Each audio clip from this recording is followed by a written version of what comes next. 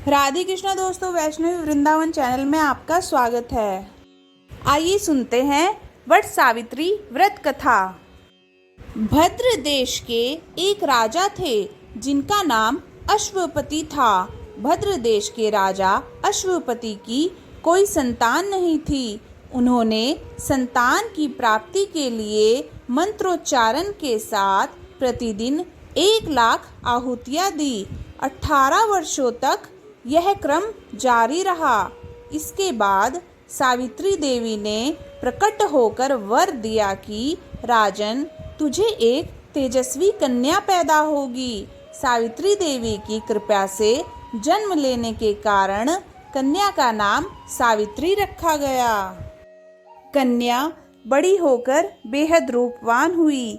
योग्य वर न मिलने की वजह से सावित्री के पिता दुखी थे। उन्होंने कन्या को स्वयं वर तलाशने भेजा।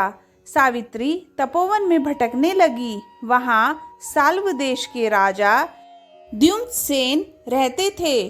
उनका राज्य किसी ने छीन लिया था। उनके पुत्र सत्यवान को देखकर सावित्री ने पति के रूप में उनका वरण किया। ऋषिराज नारद को जब यह बात पता चली तो वह राजा अश्वपति के पास पहुँचे और कहा कि हे राजन, यह क्या कर रहे हैं आप? सत्यवान गुणवान है, धर्मात्मा है और बलवान भी है, पर उसकी आयु बहुत छोटी है। वह अल्प आयु है। 1 वर्ष के बाद ही उसकी मृत्यु हो जाएगी। ऋषिराज नारद की बात सुनकर राजा अश्वपति घोर चिंता में डूब गए। सावित्री ने उनसे कारण पूछा तो राजा ने कहा, पुत्री, तुमने जिस राजकुमार को अपने वर के रूप में चुना है वह अल्पायु है। तुम्हें किसी और को अपना जीवन साथी बनाना चाहिए। इस पर सावित्री ने कहा कि पिताजी, आर्य कन्याएं अपने पति का एक बार ही वरण करती हैं। राजा एक बार ही आज्ञा देता है और पंडित एक बार ही प्रतिज्ञा करते हैं और कन्यादान भी एक बार ही किया जाता है। सावित्री हठ करने लगी और बोली, मैं सत्यवान से ही विवाह करूंगी। राजा अश्वपति ने सावित्री का विवाह सत्यवान से कर दिया।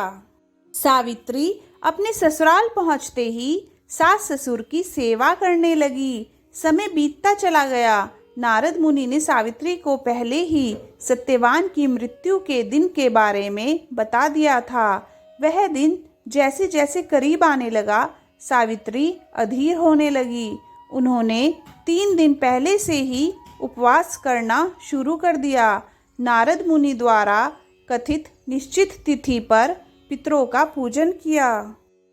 हर दिन की तरह सत्यवान उस दिन भी लकड़ी काटने जंगल चले गए। साथ में सावित्री भी गई। जंगल में पहुंचकर सत्यवान लकड़ी काटने के लिए एक पेड़ पर चढ़ गए।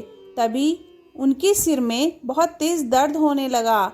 दर्द से व्याकुल सत्यवान पेड़ से नीचे उतर गए। सावित्री अपना भविष्य समझ गई।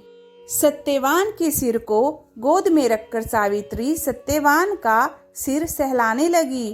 तभी वहां यमराज आते दिखे। यमराज अपने साथ सत्यवान को ले जाने लगे। सावित्री भी उनके पीछे पीछे चल पड़ी।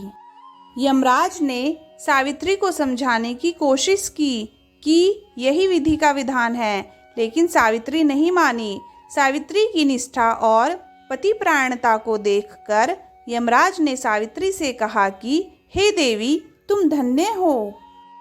तुम मुझसे कोई भी वरदान मांगो। सावित्री ने कहा कि मेरे सास ससुर वनवासी और अंधे हैं, उन्हें आप दिव्य ज्योति प्रदान करें। यमराज ने कहा, ऐसा ही होगा, जाओ अब लौट जाओ। लेकिन सावित्री अपने पति सत्यवान के पीछे पीछे चलती रही। यमराज ने कहा, देवी, तुम वापस जाओ। सावित्री ने कहा, भगवान, मुझे अपने पतिदेव के पीछे पीछे चलने में कोई परेशानी नहीं है। पति के पीछे चलना मेरा कर्तव्य है। यह सुनकर उन्होंने फिर से उसे एक और वर मांगने के लिए कहा। सावित्री बोली, हमारे ससुर का राज्य छिन गया है, उन्हें पुनः वापस दिला दें। यमराज ने सावित्री को यह वरदान भी दे दिया और कहा, अब तुम लौट जाओ, लेकिन सावित्री पीछे पीछे चलती रही। यमराज ने सावित्री को तीसरा वरदान मांगने को कहा। इस पर सावित्री ने संतान और सौभाग्य का वरदान मांगा। यमराज ने इसका वरदान भी दे दिया। सावित्री ने यमराज से कहा कि प्रभु, मैं एक पतिव्रता पत्नी हूँ और आपने मुझे पुत्रवती होने का आशीर्वाद दिया है। यह सुनकर यमराज को सत्यवान के प्राण छोड़ने पड़े। यमराज अंतर्ध्यान हो गए और सावित्री उसी वट वृक्ष के पास आ गई जहां उसके पति का मृत शरीर पड़ा था।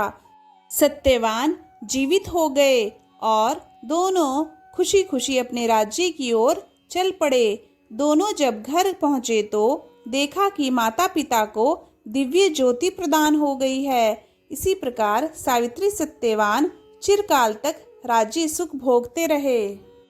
दोस्तों, इस कथा को सुनने से वैवाहिक जीवन या जीवन साथी की आयु पर किसी प्रकार का संकट आया भी हो तो वह भी टल जाता है। दोस्तों, अगर आपको यह वीडियो अच्छी लगी तो वीडियो को लाइक कीजिए, चैनल को सब्सक्राइब कीजिए और कमेंट बॉक्स में राधा कृष्णा लिखिए। जय श्री राधे कृष्णा।